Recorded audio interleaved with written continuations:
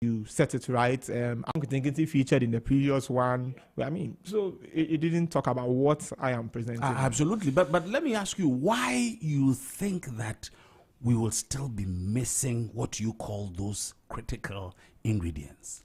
Well, why? You can't be God, and you can't be in their minds, and you have not been a part of the government in the past and not a member of the present government. But why would you think that if we all seem to know, we will yet not make those critical decisions that will catapult us from that level that we are up onto where we seek to go?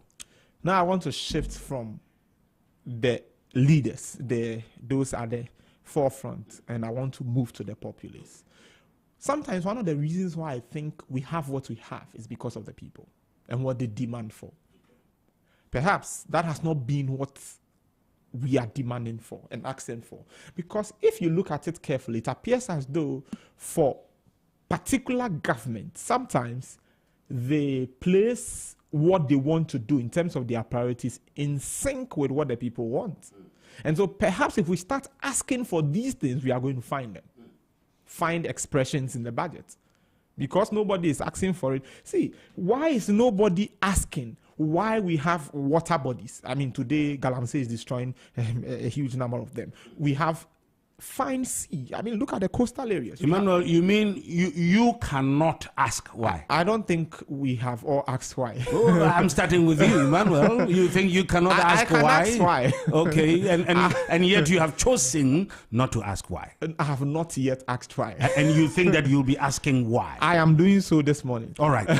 But before we continue with that, have you heard of this maxim which says that leadership is cause? Yes. And every other thing else is effect. Yeah, I have. Wouldn't you still therefore be comfortable in putting the problem first of all at the doorstep of the leadership?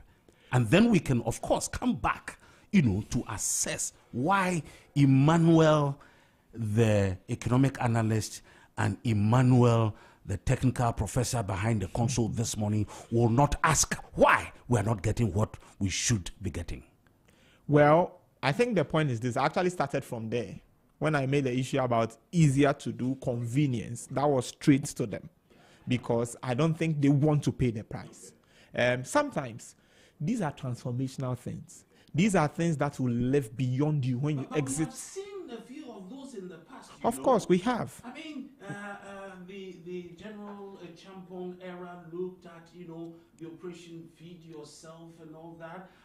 We had Dr. Hilary Mann of the Third Republic also introduce similar, projects. In fact, under the Fourth Republic, 1, 2, 3, 4, and probably 5, there have been some extent of attempts to make some projections, and you seem not to want to recognize any of these. No, so those is one thing. Okay. And that's what I'm talking about now is the challenge that the Gagisberg economy we are practicing now, the effect poses to us. It has had on us as a so people.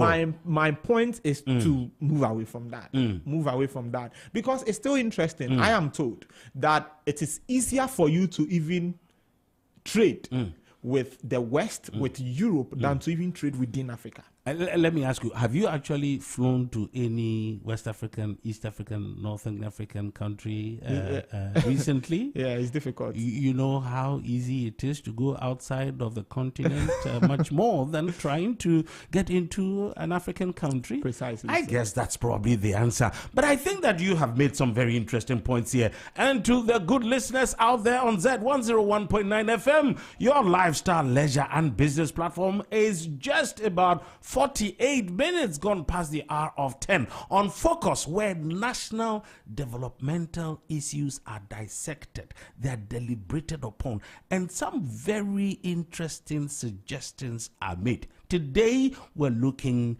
at building the nation what to do and what not to do. We have looked at our education, and very poignant points have been made. For the moment, the budget which was presented just 3 days to the House of Parliament is what we are attempting to look at. And the man in the studio to do that is Emmanuel Boateng, who is our internal in-house economic analyst, and he's been making some very revealing statements here. You don't want to go away. We'll just take a short break, and you can contribute to this conversation. If you want to send us a WhatsApp, it will be on 0544 321 019. And of course, if you want to call us, it's on 030 395 6641. If you want to follow us on Instagram, on Facebook, and on X, it's ZFMGH.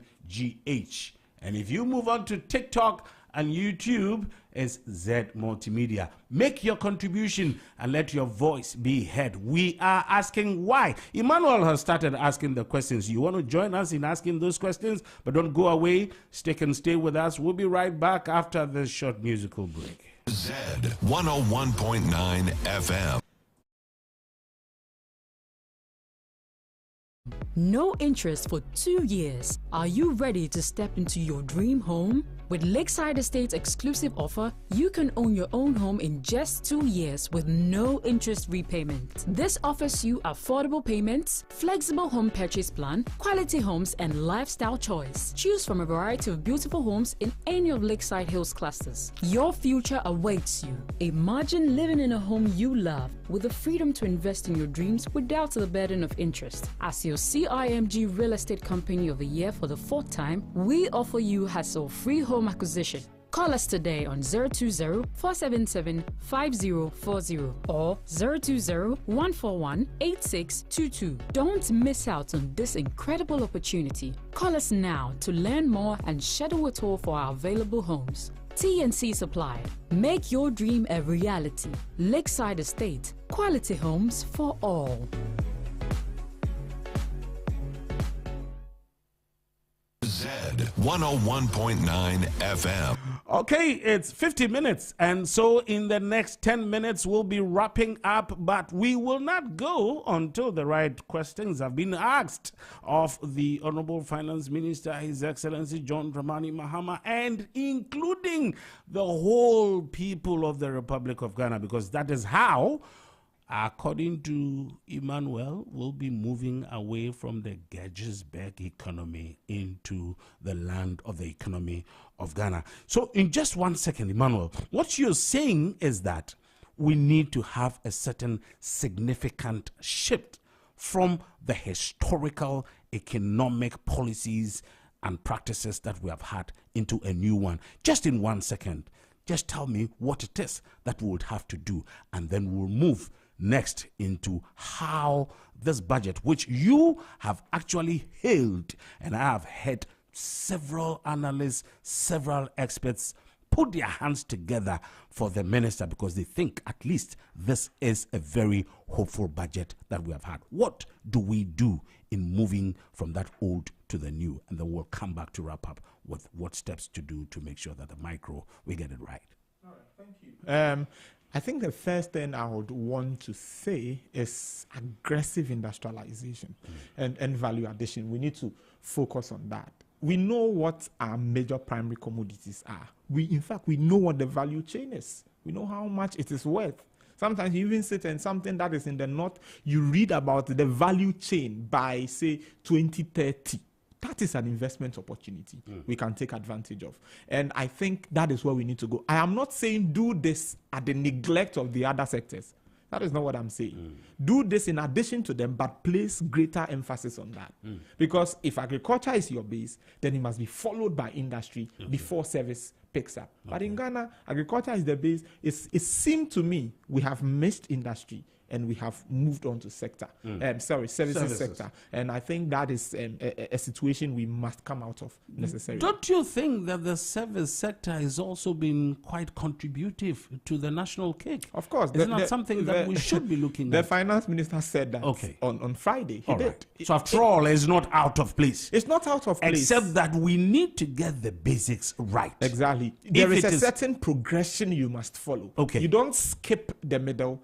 So some economists argue that we have a situation of a missing middle piece in this country. So it's agriculture, industry, then services. But you do agriculture, and then it's like industry didn't come in too properly, and it's like we are now heavy on services. And this is the problem. The services is ICT, digitization. The question is, how many people are in that space? Where can jobs be easily created? Okay. You know, so that is where, when you look at inclusive growth, equitable distribution of income and others, that is where it comes in handy. Because we'll be talking about these things. We are making this growth here, and people sit and listen to us. But I'm not getting any money in my pocket. It's because of where you are employed, and that not much income is being generated from there. And so that is the real problem that we have to see. A lot of the